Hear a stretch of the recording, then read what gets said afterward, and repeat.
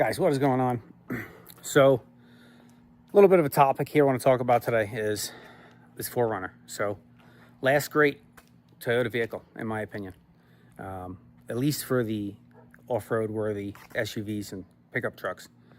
As everybody has seen, if you haven't seen, maybe start doing some research if you plan on buying one. But the new Toyota trucks, quality's in the crapper. So they're not the brand they used to be.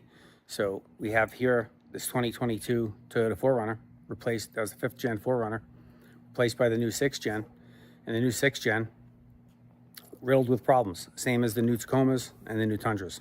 So let's talk about this truck a little bit, what makes it so great, and let's talk about Toyota's quality issues, what they're dealing with, why maybe they're dealing with it, what they're going through, and how they can maybe fix it. So this truck here, guys, last great Toyota vehicle produced. The values of these things have gone through the roof on the used market, and rightfully so. People are realizing that the new stuff is not what it's cracked up to be. All the bells and whistles and the gadgetry and the, hybrid turbo engines are just riddled with problems. Drivetrain issues, electrical issues, everything. You name it, they got problems with it. Just not the quality of vehicle that we're used to seeing from Toyota. And this all started with the introduction of the 3rd gen Tundra in 2022. Since then, they've released a new Tacoma and a new 4runner. And we're gonna go over all the issues they have. This truck here comes with this tried and true 5-speed transmission. Nothing fancy. 4-liter naturally aspirated V6. And you know what? It may be boring, may not have a ton of gadgets, but I can tell you one thing. I take this thing in the dirt, it never lets me down. And it's rock solid reliability. So I don't have to worry about this going on a road trip with this thing and my transmission overheating or my motor blowing up or something like that. I change the oil every 5,000 miles. I've changed all the fluids in this vehicle. We just had 40,000 on it. Changed at 30,000. I did both differentials and the transfer case fluid. So everything's well maintained.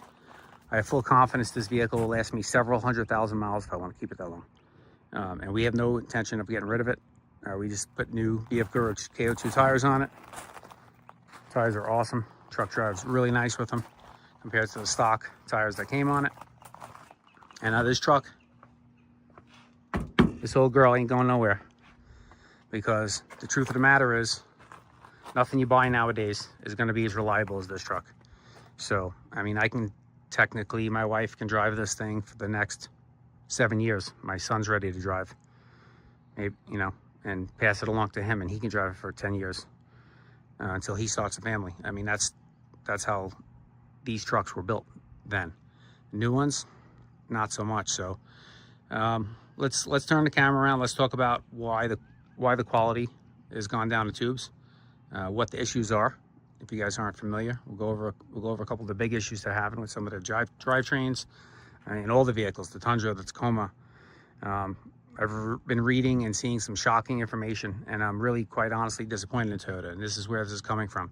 It's not coming from a Toyota basher. As you can see, I have a Toyota product, and I've had at least a dozen Toyota vehicles over the years. So this is coming from a place of love, Toyota. So everybody that's on the line and talking stuff about the brand and the problems they're dealing with and their disappointment in it is not coming from Toyota haters. It's coming from actual people that love the brand and want to see them right the ship and go back to producing vehicles that they used to produce, which were rock solid reliability. So we're inside the 4runner. It's nothing fancy. Doesn't have the high-end fancy stereo system. It's got probably an outdated infotainment system, but it works. There's no problems with it. It's got everything you need in here. I got a rear locker. It's got heated seats. Has air conditioning. What else do you need, really? I think we're all gotten to the point where we're pretty spoiled with all the gadgets and gizmos that come in the new vehicles. And everybody complains more about, something, it needs to be updated. This needs to be updated. It hasn't been updated in so long. And you keep updating these vehicles, and they update them before they can even work the bugs out in the model they have. That's how these manufacturers are pumping out cars now. And then, so now you got a new model comes out, and that's got its own set of problems. They didn't even fix the problems on the previous generation of the vehicle. That's how Ford and GM have been rolling for a long time. And sadly, it seems like Toyota's following those footsteps, unfortunately. They used to play the, quality build, maybe a little bit of boring, but not have all the latest wizardry and gadgetry in the vehicle, and just worry about building a vehicle that was solid foundation, have no problems, work all the kinks out of it, keep it for years, and slowly add a little bit of bells and whistles. Like this generation 4runner didn't have, came out in 2008, 2007, whatever it was. They changed a few things. They gave it a facelift, changed the body style, added push button start, Android Auto and all Apple CarPlay, all that stuff over the years, and got it to the point where, it's got everything you need in it, and it still has that rock solid reliability of the previous generation vehicle, Toyota. I mean, I've been a Toyota fan since, early 80s. Marty McFly Toyota pickup truck in the garage. That's an iconic scene, And I think a lot of people who are like me, that's when they got hooked on Toyotas. And I bought my first Toyota 1999 Tacoma. I bought it in 2000. It was a year old. I had that truck for several years, had it lifted. That truck had a 4-cylinder, 2.7 4-cylinder in it. And I sold that truck. It had close to 100,000 miles on it. With big lifted, it was lifted, had big heavy tires on it. Original brakes that truck had. It was just rock solid. I mean, there was nothing went wrong with them. They were great quality built vehicles. And sadly, since the new Tundra came out, then the new Tacoma that followed, and now the new 4runner, even the new Land Cruiser, they're nice looking vehicles, and they got a lot of, gadgets and stuff. I have personal experience with these vehicles, so I'm not speaking from a place of, or you don't know because you haven't had one. I had 2 of the new generation Tundras, and they drove nice. The motors were powerful, great on the freeway. I'll give it to them, all that stuff. When they're working, they run great and they drive nice. The problem that I didn't like about them, honestly, is the interiors felt cheap. You had all these extra parts that was put together like a jigsaw puzzle. Just one door panel was like 30 pieces. So instead of this door panel here, it's one big piece. You have a little switch panel, and then the rest of the door panel is basically one piece. It's solid. It doesn't rattle. It doesn't feel like it's coming apart. These new ones, they're like 50 pieces on the door panels. When you pull the door closed, it feels like the door panel is going to fall apart. There was a ton of rattles in my new Tundra, which with only a couple thousand miles on it. Disappointing. You pay, and they're not cheap. They're charging a lot of money for these new trucks. Then we got to the point where they started doing the motor recalls, and the motors were blowing up in the Tundras, and they're still blowing up. They haven't fixed the problem yet. There's 2025s going down. Okay, and from what I've seen, an insider on another YouTube channel had an insider on there doing an interview with him, and he had good information saying that in 2026 there's actually going to be parts of the motor updated for the 2026 model. So that tells us that the whole excuse they use with debris left in the engine after the block not cleaned out right, and that's why the main bearings were going bad in those Tundra motors, was not really the case. There's some design flaws in that motor, clearly, because they're still blowing up in 2025. There's actually cases of people who had the Tundra motor recalled, new motor put in it, and the new motor, the motor that was replaced under recall, blew up on them, and they're on their third motor. That's not good. I mean, if your recalled motors are blowing up, what does that tell you? It means you haven't fixed the problem yet. We're putting a Band-Aid on these things. We're not actually curing the wound. So, and now we got reports of these new Tacomas and 4Runners, transmissions having major problems. So after a little bit of time, they're developing a bad clunk first to second gear. Dealers are taking oil pans down in the transmission to find metal debris. People getting new transmissions. TFL, who just did some of the stuff they do, it's not journalism in my opinion, but I give them a lot of credit for this latest video they just posted. Andre interviewed a guy who had a Tacoma, and he had a couple thousand miles on it. He started developing this clunk in his transmission.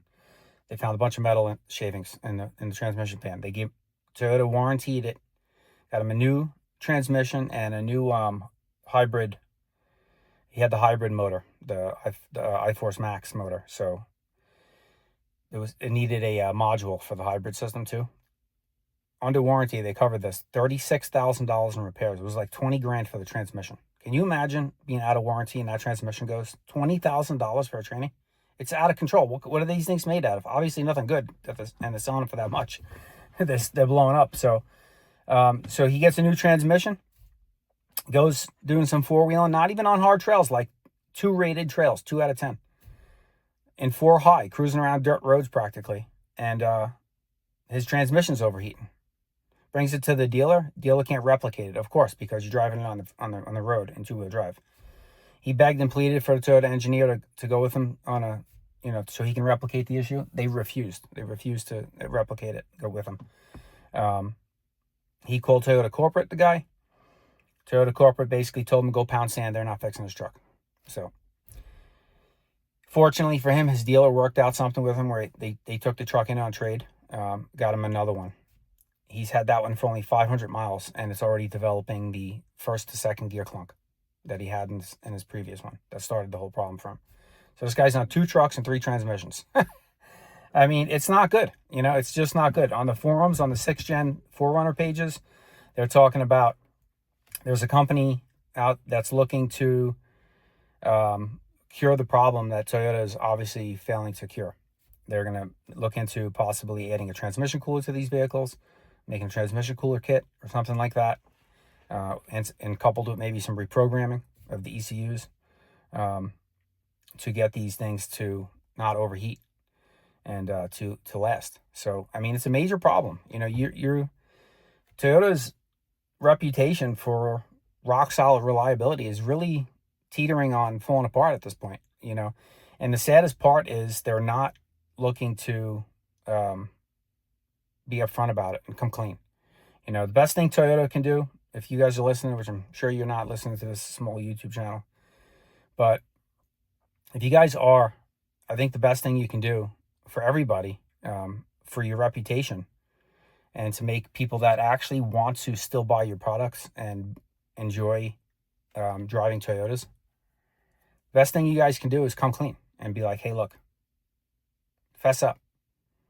We understand things have not been as good as you guys are used to as Toyota customers, and we're going to address it. We're going to fix it.